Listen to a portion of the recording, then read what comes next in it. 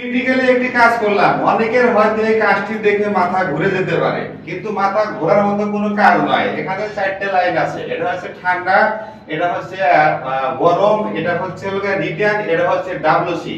হ্যাঁ, ঠান্ডাটা এখান থেকে ডাইরেক্ট আপনার বেসিংয়ে চলে গেছে, এবং এই ঠান্ডাটা এই দিকে যায়, এই ঠান্ডা থেকে পাইপ কাটার পরে এটা গেছে আপনার শাওয়ারে।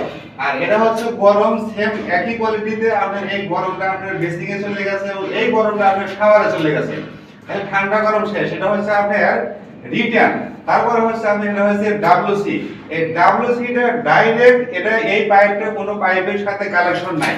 এই ডাব্লিউসি টা ডাইরেক্ট এই দিক দিয়ে যাওয়ার পরে দেখেন ওই দিক দিয়ে গিয়ে তারপরে রিল্যাক্সে আপনি শুধু এটা আপনার ওই হাই কভারের লগে এক্সট্রা, অর্থাৎ ট্যাঙ্কির সাথে হাই কভারের ট্যাঙ্কি আছে ওর সাথে একদম ফিট করা, যাতে হাই কভারের ফ্লাশ ট্যাঙ্কিটা যেন দ্রুত ট্যাঙ্কিটা পানিতে লোড হয়ে যায়।